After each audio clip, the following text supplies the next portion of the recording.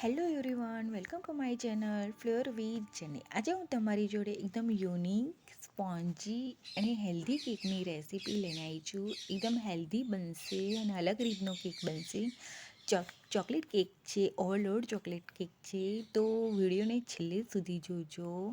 અને જો ગમે નહીં તો તમે લોકો બી એક વખત ચોક્કસથી ટ્રાય કરજો. મેં બી ફર્સ્ટ ટાઈમ કર્યો હતો આ કેક, પણ ટેસ્ટમાં બહુ જ ફાઇન થયો હતો. તો આ કેક બનાવવા માટે પહેલાં મેં કેક ટીને રેડી કરી લીધું હતું. ઓઇલથી ગ્રીસ કરીને બટર પેપર લગાવી લીધું. આ રીતનું કેક ટીન હતું ને મારી પાસે. પછી બે ઓરેન્જીસ લઈ લીધા હતા. ત્યારે સિઝનમાં આવા ઓરેન્જ આવે ને તેના કેક બહુ ફાઇન થાય. પછી તેને છીણી લીધું હતું. તેની ઓરેન્જ સ્કીન હોય ને તેને જ છીણવાનું છે, વ્હાઈટ પાર્ટ નહીં છીણવાનું. દોઢ મોટી ચમચી જેટલું તેની છીણી લેવાનું.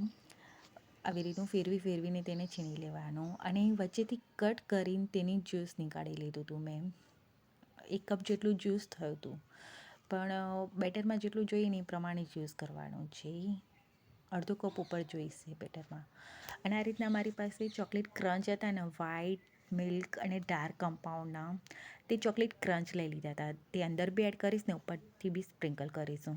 હવે એક વાસણમાં 1/4 કપ જેટલું ઓઇલ, 1/3 કપ મોળું દહીં રૂમ ટેમ્પરેચરવાળું, અડધો કપ દળેલી ખાંડ અને જે ઓરેન્જ સ્કીન નીકાળી હતી 1/2 ચમચી તેમાં મિક્સ કરી દેવાનું છે. અને હલાવીને સરસ રીતે મિક્સ કરી દેવાનું છે.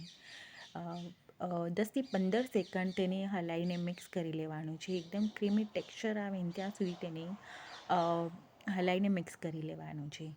હવે એક ચાળણીમાં 1 કપ ઘઉંનો લોટ, 1/4 કપ કોકો પાવડર, 1 પિંચ મીઠું, 1 ટીસ્પૂન બેકિંગ પાવડર અને 1/4 ટીસ્પૂન બેકિંગ સોડા.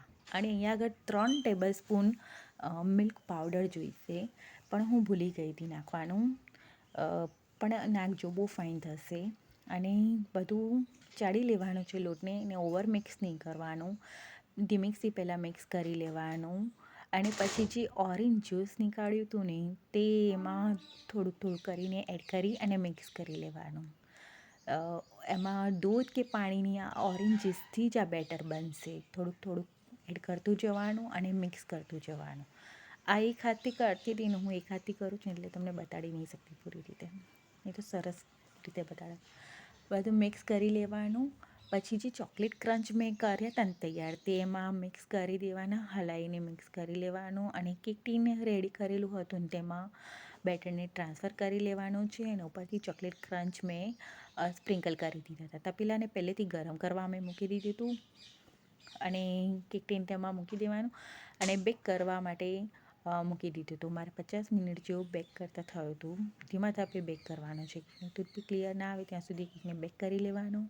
પછી નીકાળીને ઠંડો થાય પછી ડિમોલ્ડ કરવાનું છે. ત્યાં સુધી ડિમોલ્ડ નહીં કરવાનું, એકદમ ઇઝીલી ડિમોલ્ડ થઈ જશે. અને પછી બટર પેપર હટાવી દેવાનું અને ધીમીથી કેકને ફેરવી દેવાનું. એકદમ સોફ્ટ કેક થાય છે. અને આમાં ઓરેન્જને એડ કર્યું હતું ને એના કારણે કેકનો ટેસ્ટ બહુ જ ફાઇન લાગતો હતો. અને ચોકલેટને બધું, ચોકલેટની ઓરેન્જના કારણે કેકનો ટેસ્ટ બહુ સરસ લાગતો હતો. જો લાગે છે ને એકદમ સોફ્ટ કેક. આમાં મિલ્ક પાવડર તમે એડ કરશો ને તો ઓર બી મસ્ત લાગશે, પણ હું ઉતાવળમાં ભૂલી ગઈ હતી. તમે લોકો કરો ને તો એક વખત ચોક્કસથી ટ્રાય કરજો. અને જો મારો વિડીયો ગમે તો લાઈક, સબસ્ક્રાઈબ કરવાનું ના ભૂલતા. Thank you for watching. મળીએ નેક્સ્ટ વિડીયોમાં.